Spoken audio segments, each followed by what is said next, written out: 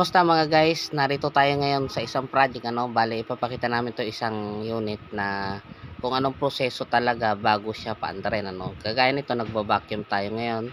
Gamit natin ay single gauge lang. Bale ito ay high side lang.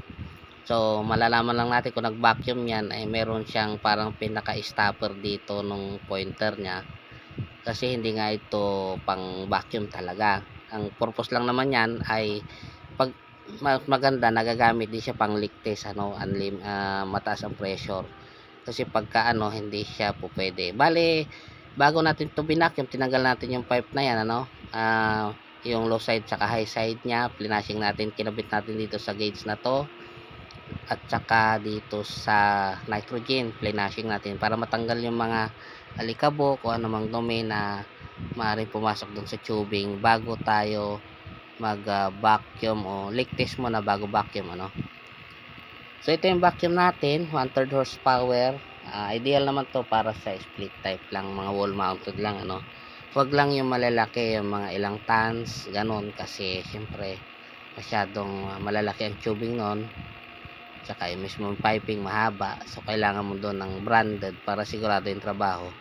Tandaan nyo lang guys na pag ang isang air conditioning unit o refrigeration ay hindi na vacuum, alam ko nababawasan niya na around 15% na lamig So ito yung wiring, naka color coding naman tayo. So na-check natin tama, naka-terminate na maayos. So wala namang maluwag. So yun. Okay na siya. Pagkatapos natin mag-vacuum, pwede na yang paandarin So ito yung circuit breaker niya. Ayun na itaas. Nakataas pa pala kasi nga kanina hinanap natin kung aling indoor unit ito. So ayan, binabalutan na yung indoor unit Pag nabalutan, isasara na rin yan. Pero bago natin balutan niligtas natin yan kanina. Ito ang gamit natin, sponge tsaka sabon. Mas effective to kaysa sa dishwashing liquid kasi sobrang bula yun kailangan may kunting tubig yung para matrace mo kung may leak. Bubula siya ng hindi kagaya pag hindi rin po pwede kasi guys yung sobrang bula yung tama lang. So tapos na tayo mag vacuum, ang gagawin natin ngayon ay bubuksan natin tong cap niya sa gilid na ang tawag kasi dyan guys ay 3 two-way valve. Kasi nakalock dyan yung freon dito sa may after unit. Once na ginamitan natin yan ng Allen wrench at niluwagan natin, bali bubukas yung valve nya. So madidistribute yung freon nya papunta dyan sa tubing na nilayout natin at sa indoor unit. So dalawang yan dyan kasi nagsisirculate yan, isang pabuga at isang pahigop naman. So basta pagkatapos nating luwagan yan, so yung dalawang yan ay ready for startup na yan. Pero syempre kailangan ibalik natin yung cap at higpitan natin ng maayos para siguradong walang leak kasi minsan nagkakalik din dyan. So pinakamainam dyan ay maibalik tapos mahigpitan natin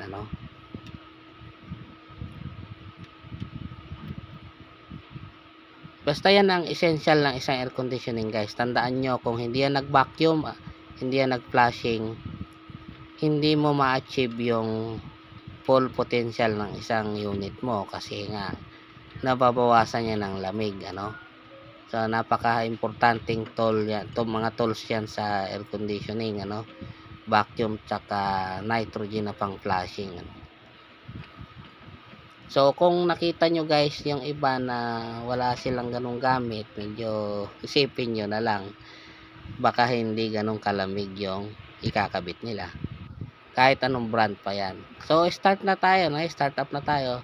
Test natin yung breaker, takpan na rin natin to electrical. May dalawang screw yan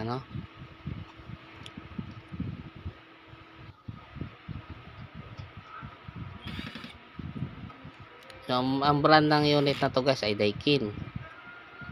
So, magandang klase din ito. So, yan yung pressure ng freon. Yung standing pressure niya. Nasa 250 guys pag di siya umaandar.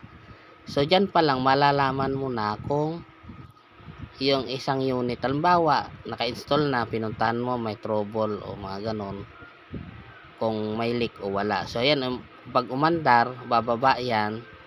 Minsan lumalagpas pa sa mas mababa pa sa 50 PSI yan. Pero pagka once na nag-stabilize yan, yung regular na pressure yan na umandar ay nasa mga 145 PSI na lang, ano. Since yan umakyat na, no, halos 100 na, mamaya tataas pa yan, abot yan ng mga 145.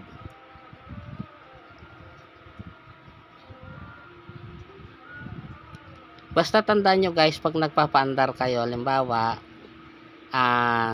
kapain nyo lagi tong discharge line nya, yung maliit na tubo nya, kung yan ay 1/4 o 3/8, depende sa laki ng aircon.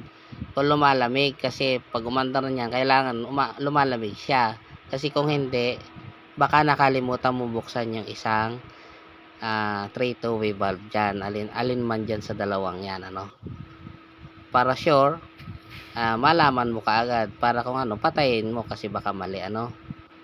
Pag-iingat lang ba. So tapos na tayo, ano, babalik natin tong cap ng charging line nya, tapos tatakpan na natin.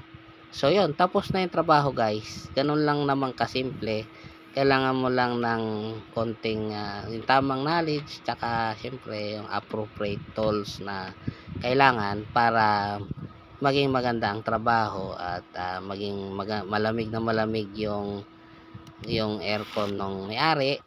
At yun ang purpose, gusto niya magpalamig natural, kailangan maibigay natin yung tamang lamig according sa capacity ng aircon. Siyempre kailangan match lagi yung capacity ng aircon, o mas malaki pa yung aircon na ilalagay mo, para sigurado ka na ma-achieve mo talaga yung gusto mong lamig, ano. So tapos na tayo. Yun lang ang kasimple ang trabahong aircon, ano. Salamat.